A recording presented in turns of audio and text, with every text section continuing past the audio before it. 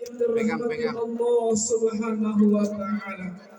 Ketika berbicara tentang kebahagiaan, ketika berbicara tentang kebahagiaan itu tidak bisa diukur dengan harta, tidak bisa diukur dengan jabatan yang tinggi, tidak bisa diukur dengan istri yang cantik, akan tetapi kebahagiaan itu muncul dalam hati sanubari yang paling dalam, yaitu mensyukuri apa yang diberikan oleh Allah kepada kita semuanya.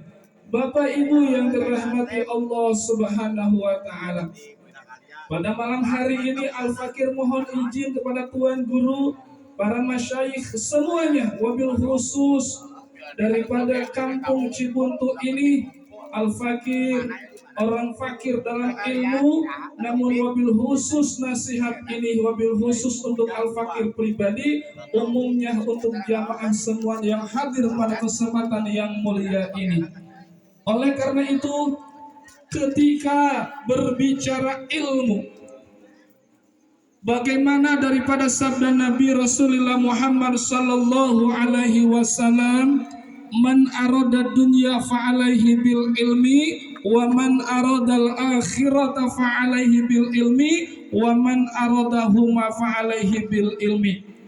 Yang artinya begini, Pak. Bapak ngerti enggak? Bapak ngerti enggak? Ngerti. Barang siapa yang menginginkan kehidupan dunia, maka cari ilmunya juga. Barang siapa yang menginginkan kehidupan akhirat, maka cari ilmunya juga. Barang siapa yang menginginkan keduanya, tentu maka cari ilmunya juga. Ketika kita berdoa kepada Allah, tentu doa yang sering kita baca, di penghujung kita baca, Rabbana atina fid dunya hasanah wa fil akhirati hasanah wa qina adzabannar. Intisari dari semua doa yang kita baca, tentu kita semuanya mengharapkan daripada keselamatan, kebahagiaan baik di dunia maupun di akhirat.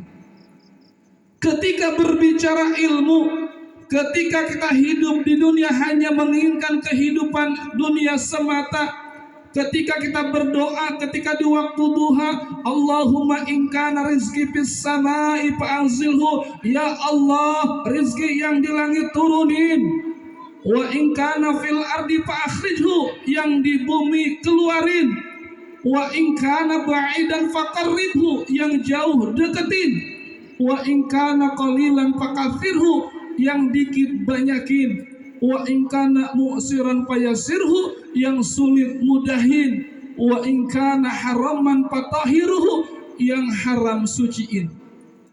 Andai kata ketika kita berdoa minta rezeki kepada Allah Subhanahu wa Ta'ala hanya menginginkan kehidupan dunia semata, dunia kita banyak ketika hidup di dunia, akan tetapi ketika amalia akhirat kita sedikit, na'udzubillahi min dzalik, harta itu hanya menjadi penghalang, bahkan hisab di akhirat lebih lama. Kenapa? Karena uang itu dari mana, untuk kemana, apalagi tadi kita syaratkan untuk jalan di jalan Allah Subhanahu wa Ta'ala. Takbir, takbir, sallu ala Nabi Muhammad.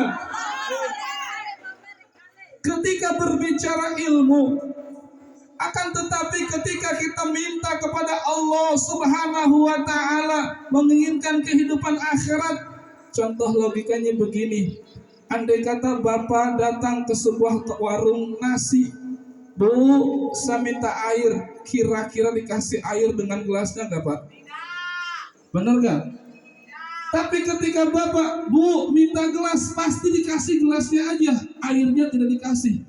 Begitupun ketika kita minta kepada Allah Subhanahu wa Ta'ala, ya Allah, minta kehidupan akhirat yang abadi, minta kehidupan akhirat selamat bahagia, urusan dunia kita ngikutin insya Allah. Kalau kita pengen uang banyak, gak perlu cari-cari ke lubang semut, cukup kita taburin gula, semut akan datang sendiri. Bener gak? Bener gak? Hah?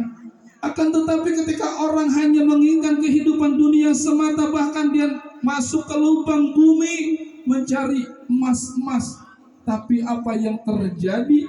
Bahkan celaka, hidupnya pun celaka di dunia. Apalagi ketika dia menginginkan dunia semata tanpa mengerjakan perintah Allah Subhanahu wa ta'ala berupa salat, maka dia celaka ketika kembali kepada Allah Subhanahu wa ta'ala. Na'udzubillahi min dzalik.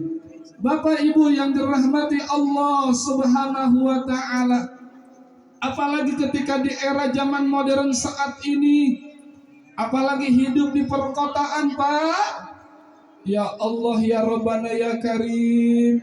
Kalau mungkin di kampung begini mah nggak banyak macam-macam, tapi ketika hidup di kota, ya Allah, ya Rabbana, ya Karim. Ya bahkan saat di kota udah jajan pakai kartu, bahkan beli nasi uduk pun pakai kartu. Ya, kalau di kampung mungkin masih pakai uang cash, kalau di kota udah pakai kartu.